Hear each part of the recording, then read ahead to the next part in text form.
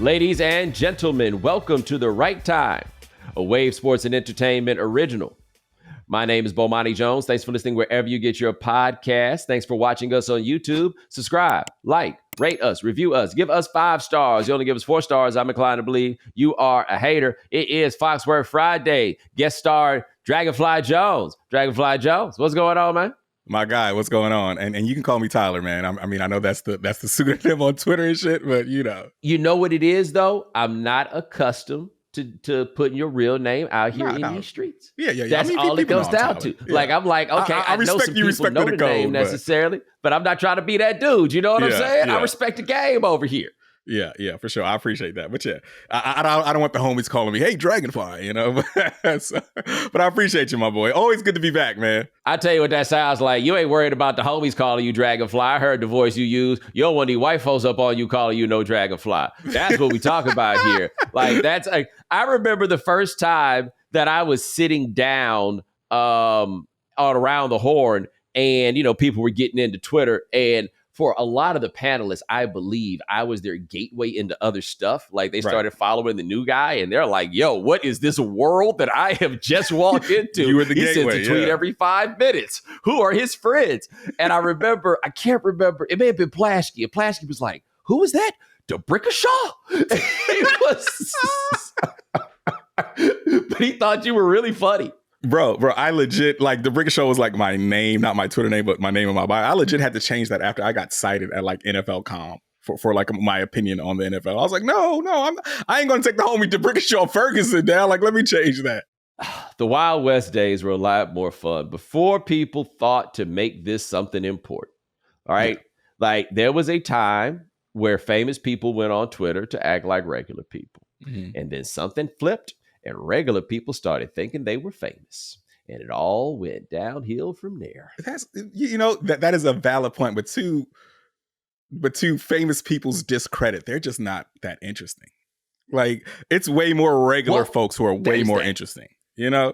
Like it's a reason celebrities don't like Twitter and they love Instagram, you know? Yes. No, you're 100% correct. I agree with you 100% about that. The issue to me was not with the regular people driving the content, because ultimately I'm a regular person that helps drive the content, right? Just kind of made a bit of a transition. So I get it there. But once it got to the point where regular people were putting out the Happy Veterans Day and people started putting out their own statements and people felt an obligation that they had to have an opinion on everything that went out as if they were famous. That's what I'm saying. We then got the problem. And so then nothing could be fun anymore because everything, rather than being a tweet, actually became a statement. But when we walked in from the jump and acknowledged we just out here wilding, everything was better. Yeah. I feel like social media started the main character syndrome era. And, you know, there's nothing that's more like main character syndrome than Twitter, where it's basically your thoughts, you know, kind of a mirror into what you're thinking, into your perspectives and all that. And it's like, you know, the Truman Show, where you're the narrator of things. You know what I mean? So yeah, people for sure clamor for that shit. But I'm someone who I never wanted the spotlight that came with social media fame, because, bro, like, nothing good comes of that shit. Like, you know, I'm not someone who's necessarily in hiding or shit, but I'm not a picture dude. I'm not an Instagram dude. Like, I show my face fucking 3 times a week on my podcast on YouTube. Like, if you put the bag out in front of me, I'll hop in front of a camera. But other than that, I really don't care about that stuff, man. Now, I will say, I do recognize the irony of some people listening to this. Yes, we are 2 people who managed to kind of change our lives in various capacities through the vehicle of Twitter. It is not lost on me that I'm saying this. I get this. I see the path that other people are trying to reach. I get this. I don't want to sound like a hypocrite, right? Like, just kind of want to throw that out there. The other part was, I think you and I both, you more so than me, happened to figure out the rhythm of this and actually be good at it. Because I remember the first tweet I saw for you that made me be like, what is going on here? Is somehow we had read somebody put something up, and I don't know if the actual information in it was true, but it was something to the effect of how George Washington Carver would seduce boys with a oil that was made out of peanut. And you were like, he did literally everything with peanuts. And I don't know why. That was the funniest thing I had ever heard in my life. It was like, oh, okay. the rhythm and pace of conversation of how this goes, or how to make a statement, especially in the 140 days. Like anybody can get out here and try it now with 280, but with 140, that was the sharpest blade right there. Like you had to be out there. You had to know how to nail this in the 140. Like we was getting there. We was straight. We was able to make it happen. And everybody, like, it was just an acknowledgement. It's kind of like comedy rules. We just out here looking for jokes, man. Sometimes you might go a little bit too far. Like, I feel bad for those people that's got to go back and answer for what they said way back when, because it's like, bruh, it was a different time. It make me cut a whole different level of slack to white folks of different eras. Like, oh, that's just how y'all talked. Hey, like you said, you had to for sure be concise. You had to, have something stick in so few words. And the George Washington Carver example, like that's a prime example of how Twitter kind of killed celebrity worship. Like that is not the app to go if you're a celebrity who wants to get your ass kissed. Like I've learned so many terrible things about famous people. Like if it wasn't for Twitter, I wouldn't know Dr. Seuss was a piece of shit. Like, you know what I mean? It's just Twitter is for sure an app where it's like, okay, we're going to slay the demigods here, Yeah, but they also slay each other. Like, it just now has become such an angry place. Like, it is where people go to get mad. Like, I looked up and I realized, and I've talked about this. This actually, for me, is like a larger issue, that I built a community around it. And what happens when the clubhouse turns into like a bar fight every day? Where do we meet now? Right? Like, how do you let people know that this thing still goes on, and where's the place where people go and congregate just to kind of kick it and have a good time? Because ain't nobody going on Twitter to have no good time. That's why it was so funny that NABJ tried that with Trump. Damn, Twitter full of journalists and anger. You put them two things together in the absolute right way. All you did was get fired up. People that got your phone number was like, why would I do that? I'm here right now, and I'm mad than a motherfucker. Bro, journalists, anger, and we have 280 characters now, and unlimited characters if you pay for it. Like nothing good is gonna come of that, dog. It's And everybody has to make a statement. Right? How many people do you see that clearly saw the thing that all their friends were already saying and had to make sure that they said that exact same thing too, because they couldn't feel left out? And I'd be like, homie, ain't nobody looking at what you say. We don't care. Nah, they don't. Like, if you're a regular person and your tweet get picked up, chances are that's bad. Yeah. Like, it might be good. You might have just hit the funny of a lifetime, or perhaps said the most obvious banal thing. But in all likelihood, they're coming for your neck, dog. Yeah. Bro, nothing. Twitter is the least lucrative app to go viral on, right? Like TikTok viral, you can get a bag out of that. Instagram viral, you can get a bag out of that. Twitter viral, you're getting nothing but nudes in bio, click on page. That's all you're getting, dog. And bad opinions from people with flag abbeys and shit. Nothing good comes from going viral on Twitter, bro. Dog, and it ain't no real people. That's the thing with me. I just look at it. I'm like, none of you are real. None of you want to say anything on your act. Like, because what people do is kind of long for the old days. So they get a name that's fake. And I just kind of, I can't respect that behavior personally, myself. Yeah. If I can't say it on my name, I probably don't need to be out here saying it. Facts. Kind of a general rule, man. But you watching the Olympics? Yeah, man. I've been tapped in. I want to throw something out here.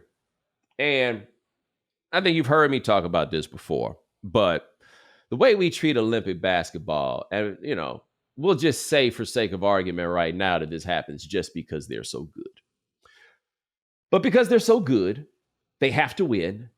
And if they don't win, we start chastising them for not being good enough and everything else. And I ain't really gone and done the count with my fingers and done a full comparison to previous years.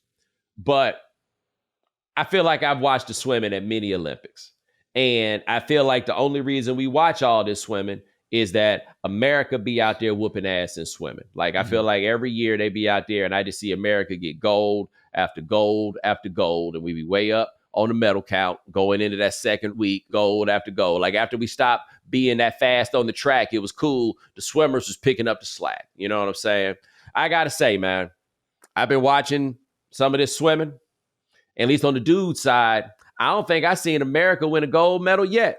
It's a French man named Leon whooping their ass. I see Michael Phelps on TV looking like a traitor. He's so excited looking at that French man swimming. Ain't nobody from America really like coming through like they usually come through. And I'm just saying, ain't it about time for the white people to descend upon them and call them lazy and entitled or something like that and tell them that they embarrassing America? Because I don't feel very proud in the pool. Listen, bro, I'm going to tell you something extremely American about me is I'm not even tapped in with the dudes because they're not gold medal worthy. Like if we're not if we're not great at a sport, I'm not paying attention. I am tapped in with the woman though. Like Ledecky, bro, she phenomenal. Like I don't think we'll ever have a consensus on who's the greatest Olympian. There's too many moving parts there for us to really, make that decision there. But I don't know if I've ever seen an Olympian who was that much better than her competition.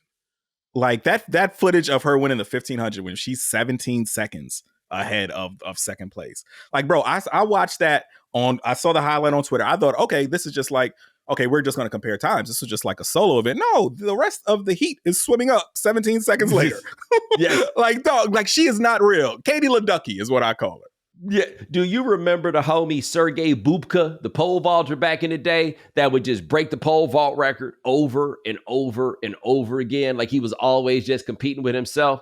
So in that event that Katie Ledecky, the 1500 freestyle, she now has the top 20 times of all time in that event. And every time we see her, she be all the way at the end. Nobody, like, they not even in the camera shot to get her at the end. Yeah. And I just want to throw this out there, and maybe you tell me if this is a poor reflection of me personally, because I understand, be the best that you can be. I understand pushing yourself. But with that gap that she got between all of them, I feel like at some point, Katie Ledecky need to start working smarter, not harder. You know what I'm saying? Why you in such a hurry? They nowhere near. They not gonna catch you, boo. They not gonna get anywhere near you. You ain't got to work this hard. You can just go out here and take a leisurely swim and still win by a great deal. Like you be out there tired the next day. You ain't got to do that. Yeah, 17 to win in a Olympics race by 17 seconds. It's just that is like 15 lifetimes in the Olympics, bro. Like the 100-meter dash, like you're winning that by 0.3 seconds. You know what I mean? Like to win a race by 17 seconds, and in the 1500 meter for my American folks who are metric system blind, that's damn near a mile. How many Americans can run a sub 15-minute mile? You know what I mean? And she's swimming that and just smoking folks. She's unreal, bro. I cannot imagine, first of all, swimming for a mile. That is insane. Like forget about doing it fast. Swimming for a mile. Think about how tired you are just being in the pool for a day. Mm-hmm. Just being in it, right? 1,500 meters stroking. Now you imagine that. And you hoping for second place. That's the only thing you showed up for. I'm going to go swim a mile and maybe I'll finish in second place. Yes. I am not going to kill myself out here. Like trying to beat that human fish. For who, for what, as a famous philosopher once said. Yo, they say she's a coach now at the University of Florida. And maybe she's good at it. I can't see how. Like, I can't imagine her looking at those people and just being like, I just don't understand why you're not faster. And she's also had 4 different coaches in her 4 different Olympics. Like the coach doesn't matter. Just straight Will Smith offense out there on the pool, right? That's it. There is no clipboard, to run down some shit when you go talk to Katie Ledecky and make your rounds to the coach there. Why is she even wasting that money at this point? What she need somebody to tell her? What are we talking about? But that dude Leon, so Fran's got a Leon. Leon is out here beasting. I'm trying to think, like I haven't seen that much that like really stands out. After we get through recording this, I'm gonna go watch some Simone Biles, because that's the other thing. Simone Biles is like watching Katie Ledecky in the sense that what Simone Biles is trying, that should be so hard that it don't really matter if she stick the landing. Like her ambition is so spectacular that perfection is kind of a secondary point. Yeah. Literally racing her own race where she just has to top herself. Like, Who's beating that? Like, I just can't imagine being anybody else around that and being like, okay, now it's your turn. right? Like when Jay-Z would talk about the Hard Knock Life tour, where DMX get out there praying and everybody's crying, and then they come out and be like, now you go. Yeah. Now it's your turn to do Can I Get A? You know, after DMX just took everybody to church, right? Yeah. Right. Yeah. What am I supposed to do? Yeah, she's a 101, man. A 101. Like for sure she's in that in that conversation for greatest Olympians ever. And the boy Jonathan Owens is out there taking notes, like, you know, a good house husband. Shouts to that man, you know, being there and supporting. Hey, these Olympics are really good for his image. Because look, man, I think that man done got a bad rap in this, right? He just a cocky football player. Okay. Are you buying that he didn't know who Simone Biles was? Absolutely. You are.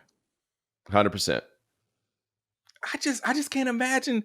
I feel like bro, like my mama knew who Simone Biles was. I just can't imagine an athlete not knowing. Right. But see, that's the thing, though. The Olympics are for your mom. The Olympics aren't for athletes. So I can absolutely imagine this dude being in college, in training camp, or whatever it is. Like, he might have watched the Olympics. He might have seen her. But if you're not very online, and we are probably more online than he is, at least online in like a soak up news sort of way, then I can see how you wouldn't have necessarily known who she was. And like you matched up on the app or whatever. And look, I'll put it to you like this. I was at a dinner one time and there was a bunch of famous people there, like fairly famous. And, you know, we're going, whatever. And the dinner ends, or dinner doesn't end. The woman that was sitting across from me at the table leaves. And I look at the person next to me and I'm like, I'm supposed to know who that is, aren't I? And they're like, yeah, it's Anna Kendrick. Anna Kendrick doesn't mean anything to me. It's nothing personal to her. Like, I don't watch movies like that, right? Like, I'm not that dude. People would find it absurd, the idea that I did not know who that person was while sitting across from him. This is maybe an example of that for him. Like, the Olympics going on while he got other stuff to do. I feel like we have to acknowledge that Simone Biles is black, though, man. Like Anna Kendrick, I get not know who Anna Kendrick is.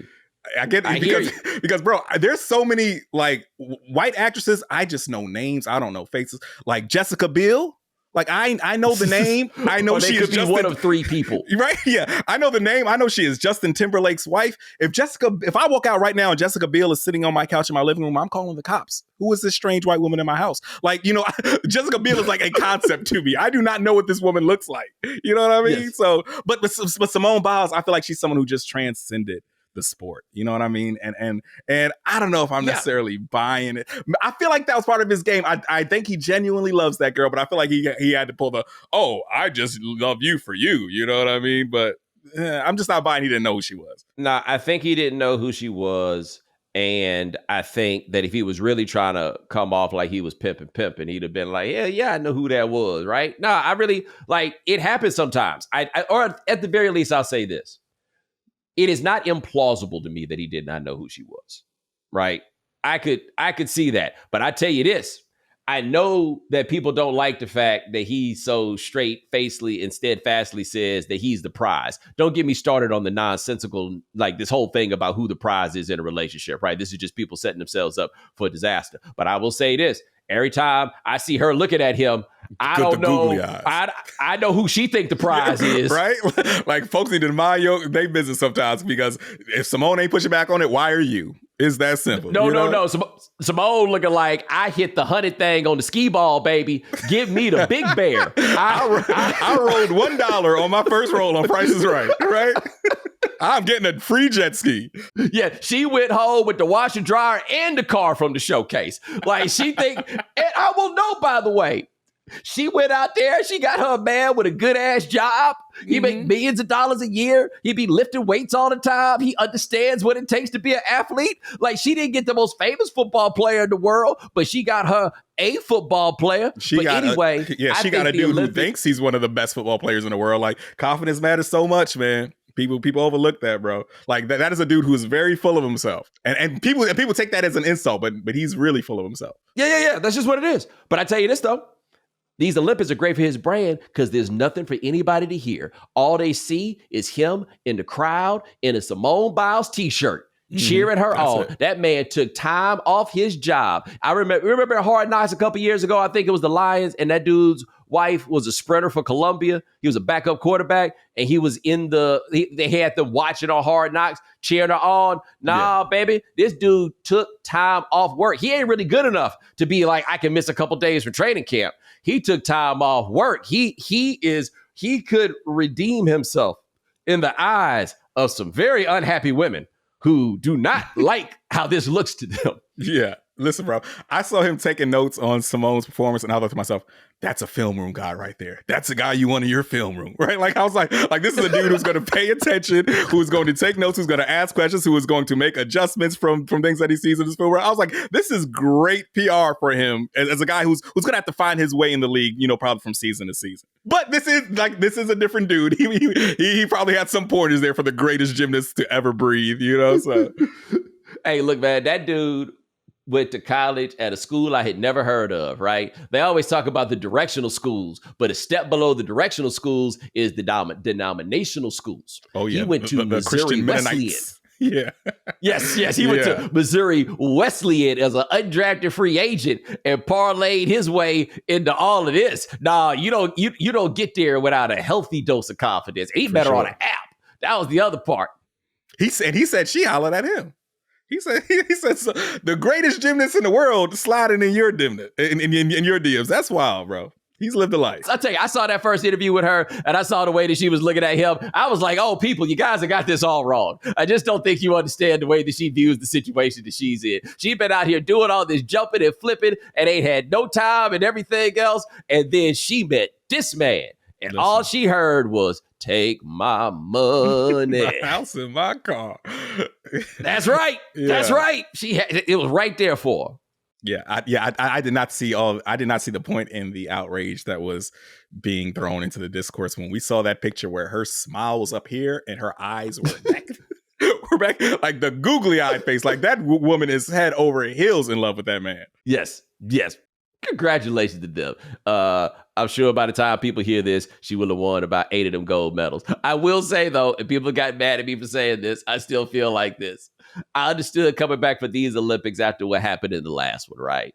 But it's about time to tap out after this one. There's nothing left to do here. Yeah, I mean, she's kind of leaning into it, calling them the Golden Girls, like they're the oldest gymnastics squad ever. But I mean, like, who says you have to stop? I feel like that's just decorum. Like, like there's no rule, there's no no concrete age limit. If you're still nice at it, like, why not? Yeah, I hear you. But I feel like I don't know, maybe this is me projecting the way I see the world onto other people, because I've said this about a lot of people. And sometimes I get bored. It's time for me to go do something else, right? Like it gets to, like, I'm amazed that she can still find a challenge in this. The fact that she's still like finding more things. Like, I'm going to flip over 5 times in the air this time. Watch. Right. Yeah. But a 101, man. I mean, I do feel like this probably is her last Olympics, but a hell of a run has been. Yeah. So throw this out here. We talked a little earlier about America letting us down. I'm talking about them men swimmers. I'm telling you, man, I don't know who none of them are. I thought I saw Ryan Lochte out there, by the way. By the way, I may owe him an apology. It sounds like he might have been telling the truth, but I thought he was so blatantly lying in Brazil about what happened with him and the police. Neither here nor there. I was watching, and it was 3-on-3 basketball. And it was the Jimmer and a couple other white dudes out there. They brought some black dudes. There's a Jimmer, a Canyon, and a Dylan. Yes. Trying to win a basketball gold medal. Canyon Barry, Rick Barry's son, who appears to like his father, which, if you know anything about the Barry family, makes him a tad anomalous. I once saw one of those Barry boys somewhere, and he seemed very happy to see me. And I was like, oh, we talked to your dad last week. And the next time I saw that Barry boy, he acted like I literally wasn't there. Wow. He looked right through me. I should have known better. But anyway, yes, we got the Jimmer, we got a Canyon, and we got a Dylan. And that's how I know we ain't serious about 3-on-3 basketball. No. Not once has America been serious about basketball and sent a bunch of white dudes out there. No, sir. No, sir. Like, are we trying to win or not? And I'm not saying the black people would be better. I'm just telling you the white people think the black people would be better. I just need to know the parameters for, like, what's the restrictions on this? Like, can you not be an NBA player? because I know there's some dudes out there who would have loved to gone out there. You know what I'm saying? Because 3-on-3, that is just do you basketball. That every play is an ISO in 3-on-3, right? And I know there are some hoopers in the NBA who would have loved to go out there and just, got straight buckets. So I'm very curious about the selection process there. But seeing Jimmer on there, that was a blast from the past for me, bro. And yes. it kind of made me think of Caitlin Clark, because I feel like Jimmer was kind of one of the most recent great white hopes for basketball, but Jimmer was different, where you had to be tapped into basketball to think that he was going to be. He was really polarized, and there was a discussion: is he going to be a good pro? Is he not going to be a good pro? He turned out to not be a good pro, but yeah, it's like America has been searching for like a great white hope in basketball for a while, and they've got it with Caitlin. But there's been like parameters on it where there's been times where, I mean, you look at the NBA now, the two of the three best NBA players in my book are white. Is Jokic is number one. I think it's Giannis number two. He's not white, of course. And Luka's number three. Two of the top three guys are white. But you have to be American, right? That's what we've learned in regards to what the people who are going so hard behind Caitlin are getting behind, right? And so yeah, Jimmer being out there, he just felt really, really topical at this moment.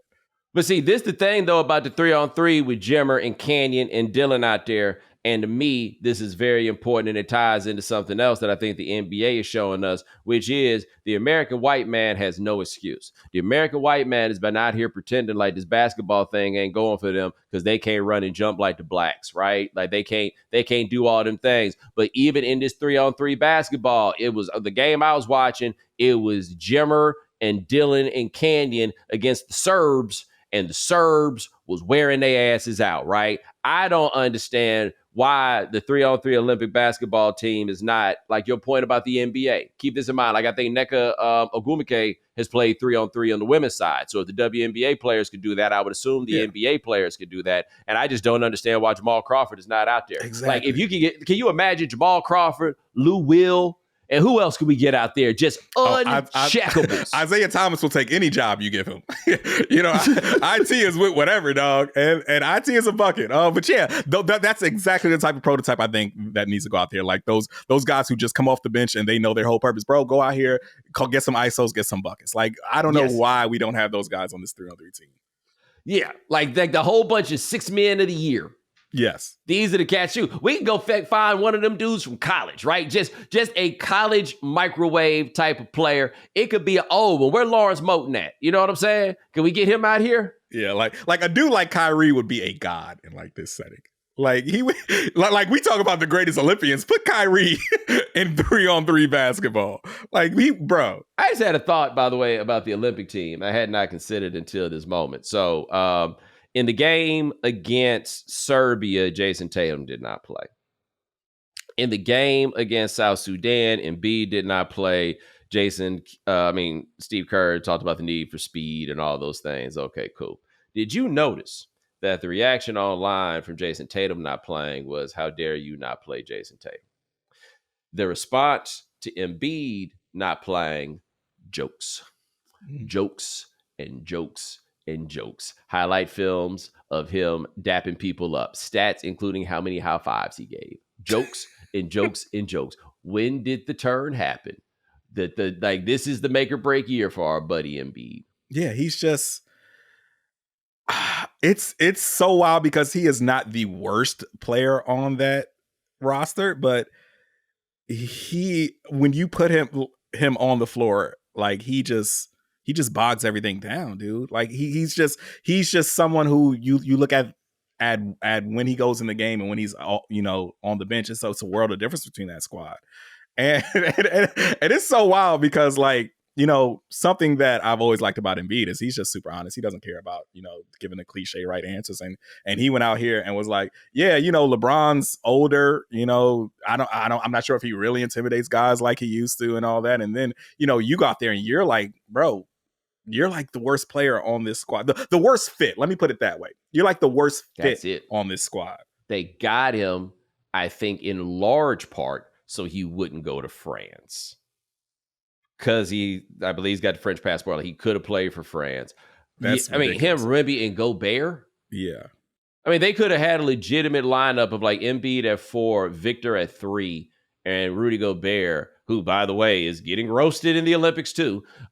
They could have had a lineup out there, but I think their thought was we don't want Embiid to go play for the French. But now Embiid's in a real trick bag in this one. When we did that alt cast for Turner, we had Batum on, and Batum was talking about, he seemed to be okay with Joel not playing for France. And he wasn't explicit, but he seemed to be intimating that he thought the French Federation could have done more. He was like, I knew everything that happened and and I get why Joel went to go play for them.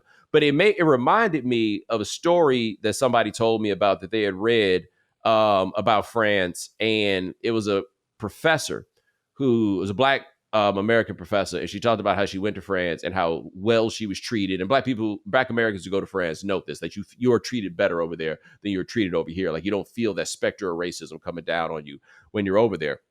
But what the woman said was, as her French got better, people were more likely to believe that she was from one of those French colonies, and then they started treating her worse. Which is to say, Joel Embiid is from a French colony playing in the Olympics in France and has rejected France, and they are booing him. Like, this cannot be a pleasant experience for him. Yeah. Like I don't know if you saw that clip of him walking to the bus and he was getting heckled by some French fans in French, and he gave the smile like, yeah, I know what you said, I can speak French. You know what I mean? So yeah, it's yes. If you're waking up early in the morning to roast Joel Embiid, like, you are dedicated, you know? Like, yeah. Yes. I will also say this, though. Shout out to France to caring enough about basketball that they would heckle somebody for this. That boy Tony Parker did work. He did work on and off the court. Perhaps a discussion for another time, but yeah. Tony Parker. I said that during the opening ceremony, Tony Parker came on and Brent Barry changed the channel. What else y'all want to watch? Yeah, very, very heavy episode right now. But yeah. Oh man, can you imagine if that happened in more modern times? It's, bro, like, if that happened now, Twitter would be it would be ridiculous. Like low key, like in Twitter's early days, this dude got hit in the eye with a bottle and had his career jeopardized during a Drake and Chris Brown club fight. And that's just like a footnote. Like, that would be the defining thing of his career if that happened now. I completely forgot that happened. Because we were like, what are you doing? What? Drake and Chris Brown bar fight over Rihanna, and bottles started flying, and Tony Parker got hit in his eye with an injury that could have possibly ended his career. You know, I just thought about in that moment, I don't remember the timing on this, and maybe you do. Like, you're a little better at some of these things than I am. But like, had Chris Brown pledged by then? Because I feel like grad chapter. Yeah. Had he pledged the grad chapter with the Reds? Because I don't feel like after, like, if you have a bar fight to a draw with Drake, either you shouldn't get in or they should have kicked you out. And I'm trying to figure out, like, what happened with.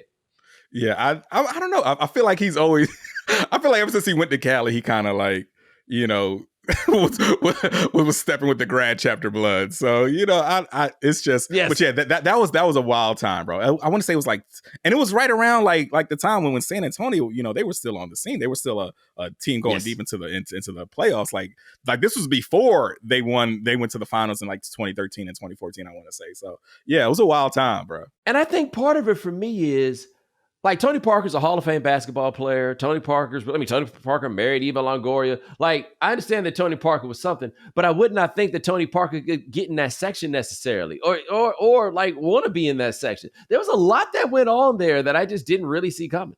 Yeah. Well, I mean, he you know, he was probably the richest guy in the club, but, you know, just the clout wasn't there. So, you know, you can buy your way into certain spots. That's very true. Yeah. That's very true. My favorite thing about Tony Parker is from France, but Jacques Vaughn is from California. Jacques Vaughn. Yes, Jacques. That is an amazing American, just amazing basketball factoid. Is that right there? You see Anthony Edwards with the ping pong team? Yeah. You know, I love Anthony Edwards and his whole competitive streak because it feels like, you know, we're like, oh, we need these players to be competitive. We need them to have that Mamba mentality, that MJ mentality. And I feel like a trade-off there is we need you to be an asshole. And Ant's competitiveness does not align with that, right? I feel like Ant has the competitiveness that you have as a kid when you and your boys out and you're like, I bet you can't hit that stop sign from right here with a rock. Right, like he's that type of competitive. You know what I mean? So yeah, Ant is an interesting dude. I think he's the best interview in the league. Like whenever you put a mic in front of Ant Edwards, you're gonna get magic. And I just love like he's shown that you can be competitive without being a psychopath. He has the Michael Jordan, everything's a competition without being a psychopath, right? Yes. Like there's absolutely that. He also, like if you see that clip of him, and I guess we can run it here, the clip of him when Steph Curry, who I think was throwing him an oop, when Steph Curry brings over the table tennis team to talk to Anthony Edwards, like, check this. Sam, they smack you 21-0. And what, ping pong? That's them right there. Actually, this is perfect. I got some people talking about they gonna beat me in ping pong 21-0. I don't believe it. I don't believe it. I'm not having it. 11-0. I'm scoring 1 point. No way. 1 point. I'm scoring. I mean, there's only one way to try it out. What? Okay. How? When we gonna do that? Whenever. Like you see that look on his face and everything, and you see by the time he talks how Lil Mama at the end, her demeanor kind of changes and she has started to smile because the Anthony Edwards charm is in full effect. It does look a lot like the pictures that you see of Ali in Rome in 1960. Like he does, there is a certain quality. I'm not saying he's the Muhammad Ali of basketball. I'm not even saying he's as charming as Ali necessarily. But you see it. It's there. And then he's showing up at the table tennis games, and it sounds like he up there cheering like it's a game at Thurl in Atlanta. He's standing up and clapping when everybody else is being quiet. He's just like, bro, I'm in Paris. Can you believe this? Can you believe this? You don't, it's rare that you see basketball players of his caliber who are so good at making people drop their guard. And like, oh, you're just a regular dude. Like, you know, when he told Chuck, bring your ass, you know, after that, I was like, oh, he's one of us. You know what I'm saying? And I honestly, you know, while we're on that bring your ass thing, I really didn't like Minnesota co-opting that. I was like, nah, that's black Southern shit. Yeah, y'all white Midwesterners cannot have that. That is a black Georgia young man saying that. Let that stick there. But yeah, he's a dude who just makes everyone around him comfortable. And he does that without shrinking himself, right? Like you're going to be comfortable around him while still knowing that this dude is the biggest star in the room. You know, very rare to have that combination. It's just going to be a matter of time till he get tired of hanging out with them suckers, and some things got to change. Like ain't nobody so kind that they can still have, they can just have 14 feet of sucker impeding their path into where they going. So you still think that? So Kat and Rudy haven't won you over, I assume. Ask me that again. They won me. What would they have done? Not even Kat. I feel like Kat had a really good postseason, man. I feel like he showed up when he needed to. He was streaky, but he showed up when he needed to. It felt like. They didn't need him to show up in the Western Conference Finals. Well, yeah, there's that. Dog, he was. I can't even remember all the particulars right now, but no. You see. So I feel like on a continuum, okay. My buddy Nick is never coming off an opinion ever, right? He is going to wait it out because one day he is ultimately going to be correct, right?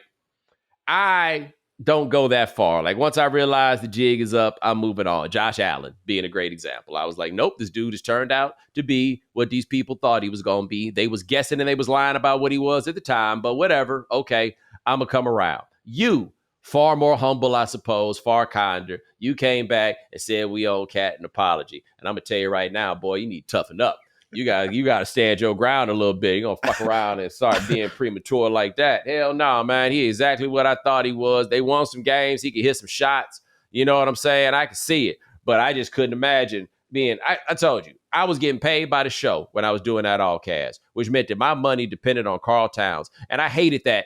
Feeling that way for a week was bad. I can't imagine what it's like playing for that team and feeling like that all the goddamn time. How, like where we go and where our money come depend on these two. Yeah. There's that. I'm not as emotionally or financially invested as you are. You know, I'm like, you know, if he shows up, he shows up. If he doesn't, so what? You know, that's the number one overall pick. That's not the way you're supposed to talk about the number one overall pick. If you talk about the number one overall pick as he shows up, he don't, then that means you call that man a bust. That is the definition of a bust for a number one overall pick. But he ain't a bust. You know how much money Karl Anthony Towns has made in the NBA, Tyler? Karl Anthony Towns thus far has made $183 million. Jeez Louise. With another 220 on the way. Yeah, but I feel like there's been like a kind of gradual kind of, let down with Cat where there was a time where I thought, Cat has potential to be the best player in the league perhaps one day. I was on that train one day. Yes. I am not there anymore by any stretch of the imagination,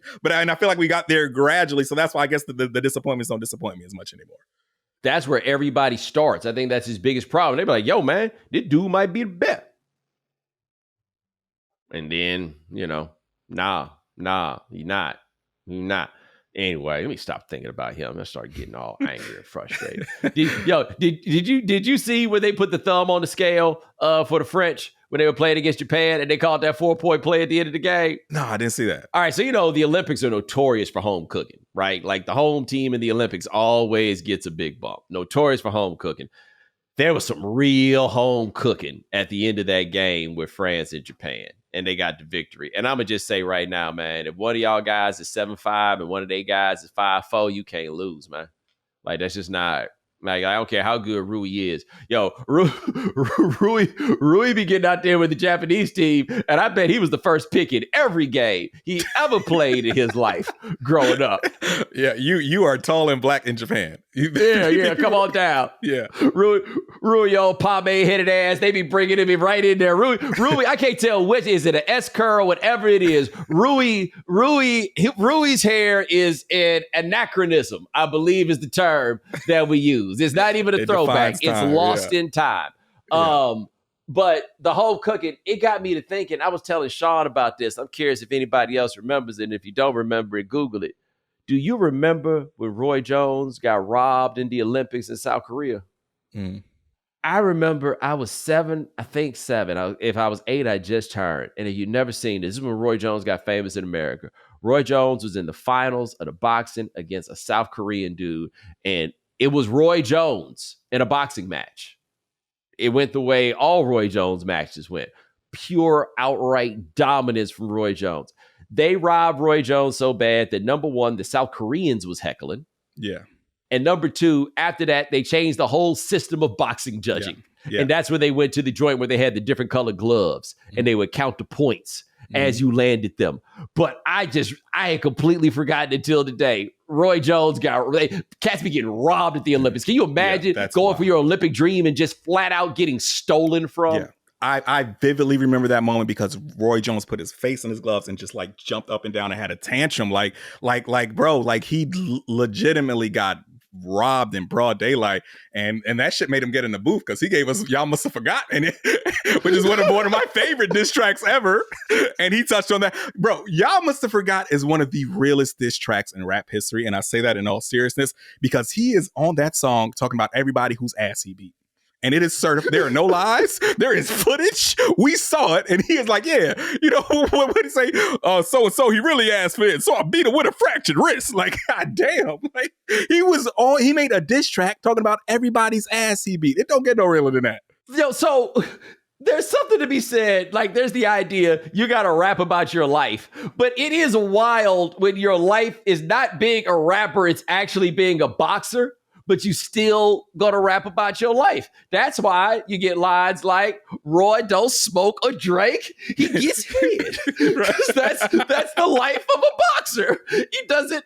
Roy keep at least 6 women in the bed. I believe that Roy does all these things. But yes, Roy did a whole song about all the people he beat up boxing, and honestly, none of them want to see him about it. It's all factually true. None of them. Like, Fat Joe tells a hilarious story because we remember when was it Tarver who knocked him out? He's told the story to me. Yeah, and he said Roy Jones ran down on him in the club because he said even Roy Jones was forced to lean back, which is a hard ass line back then because like we thought Roy Jones was untouchable at that point, right? And you make a bar about Roy Jones getting knocked out, that's top notch rapping. And Roy Jones ran down on that dude in the bathroom. Tell me what Fat Joe told you from the inside perspective because I've just heard like the interviews and stuff. 2 levels. 2 levels, because he did it on HQ. Fat Joe talked to us about it on HQ, and Roy talked to us about it on HQ. because this is the kind of thing that is right up Dan Le Batard's messy ass alley, right? Roy Jones told us he was prepared to die that night. Hey, Pensacola, bro. Fat Joe said that when Roy decided he wanted to square up with him, and keep it in mind, those two gentlemen are not at all in the same weight class, right? One of them is called fat. The other one was a light heavyweight. Yeah. Fat Joe was like, look, Roy, I'm telling you, I can't win this with you, right? You got me, but look around you. Because Roy rolled up by himself. He was like, look around you. You think you just gonna walk out of here? like we not boxers, B. Yeah. How do you think this is going to end? And that's the point at which Roy left. But Roy said he was ready to die. Bro, boxers are like I feel like so many of us look down on jumping, but jumping a boxer, I feel like that's very understandable to a lot of us. I feel like it's foolish if you don't jump a boxer, right? Like if you decided to fight Mike Tyson 1-on-1, you're a damn fool. You're a damn fool if you decide to fight Mike Tyson 5-on-1, honestly. Yeah. Like, who the fuck do you think you are? Like, that's what that says to me. Like, that time that T.I. rolled up on Floyd Mayweather, who the fuck do you think you are? Like, I actually think I developed a different respect for Tip. I have a whole different respect for somebody walking into a knowing ass whooping, right? Yes. I have a very good friend of mine that almost got into a fight at a party once with a former Pro Bowl defensive end. And he knew the ass whooping would have been coming, but he just couldn't abide by the disrespect. Mm-hmm. And I have never, I feel like Pusha T talking about when Malice would turn down all that money. I couldn't be more proud. I couldn't believe, because I can't promise you that I would have been willing to walk into the ass whooping that he was willing to walk into. Just a certified L. So when T.I. stepped to Floyd, I'm like, look, man, y'all got to understand, Floyd not knocking dudes out is like Dwight Howard not having a jumper. You go follow Dwight Howard to a gym right now. Dwight Howard is 9 for 10 from the corner. I promise you. Yeah. Yeah. Well, see, you might not be able to relate because your older brother is like, what, 10, 15 years older than you? 13, yeah. 13, right? My older brother is 2 years older than me. So, I was getting my ass beat every other Tuesday. That shit was on my Outlook calendar. You know what I'm saying? It was a very common thing to get my ass beat growing up with my brother. I'm not at all saying we're bickering. I love that man to death. But, so some people just aren't afraid to get their ass beat. It's because every fight that I've gotten into, yes, I have never started a fight, right? I'm a peaceful dude, but I'm also a dude that every time I've gotten into a fight, the premise has been, what you just did to me just now, you're not going to do that to me again unless you want a fight to come with it. You know what I mean? And I tell you this much, I've never had to fight the same motherfucker twice. Never. Because they get the message loud and clear. I have a friend of mine. I haven't talked to him in a very long time. I'd love to catch up with him, but his name is Mike Jones, which makes him very difficult to find. Mike Jones. Yeah, if I say, but good luck finding one of those somewhere in America. He told me that he was a college football player, and he told me that he took some boxing, right? And so the thing about boxing is every sport got a different kind of Mendoza line, right? And the Mendoza line in boxing is the highest Mendoza line of all, okay? It ain't no 200 like it is as a hitter. It ain't no 500 like it is in various forms of shooting. I feel like the Mendoza line in boxing is really up there in the 85-90% range, right? Yeah. You take 2 in a row, and no matter what level at which you box, you catch 2 L's in a row, you start putting in job applications. Right. But what he told me was he figured out early that he ain't really want to box. He wasn't there. But what he said about having boxing skills was, he's like, no regular person wants it with me. Mm-hmm. Any regular person with no training, he's like, they got no chance. Yeah. If you know how to box, the world, everybody honestly should put their kids in boxing, because I can't imagine the confidence that I would have knowing that if a fight starts in any room, I got this. Yeah. It's 99% of the people on the planet do not know how to fight, and fighting is a science, and boxing is a science, right? Just if you've ever been to a boxing gym, you will be amazed. You will see a little 16-year-old, 140-pound kid hitting the body bag and rocking that shit because he knows how to punch. You know what I mean? So yeah, it's bro, like I said, most people don't know how to fight. That dude who you went to high school with, who was a varsity wrestler and drives trucks for a living now, he's mopping up 90% of the people on the planet. in a fight. Yes. You know, Yes. most people just do not know how to fight, bro. Did I tell you about that time I went to a boxing gym? This dude was training to fight Klitschko. No. First of all, how big was this motherfucker? Okay, we'll get to him in a second, right? So I went to a town called California, Pennsylvania. If you've ever heard of California University in Pennsylvania, it is in a town called California, Pennsylvania. It is probably 45 minutes outside of Pittsburgh, and I was a new writer, and I didn't understand that if you're doing something 45 minutes outside of Pittsburgh, you stay in Pittsburgh, you don't stay at the nearest hotel. So I stayed at a Holiday Inn in a town called Belle Vernon, Pennsylvania. It was like going back in fucking time, man. Mm-hmm. Like the little train whistle stop depots and all of that stuff. And so I went to this house, and you walk in the house, and they got a boxing ring set up in the middle. And honest to God, I was interviewing a dude that I came to find out lived in my neighborhood. I went all the way up there when in actuality, he lived in my neighborhood. His name was Calvin Brock. He called himself the boxing banker. He was about 6'3", probably about 230, 235, boxing dude. But when I walked in, it was this cat named David Cadieux, Cadieux, a French-Canadian dude, probably 6'6", 6'7". He's hitting that heavy bag. And my brother, I ain't never heard no sound like that before in my life, of the combination of him hitting that bag and that chain shaking up top. I've never heard anything like that. And I was just like, and he was like, "Oh, I thought you want my gloves." Nah, homie, I want to sit down. I don't like, I was shook watching that man hit that bag.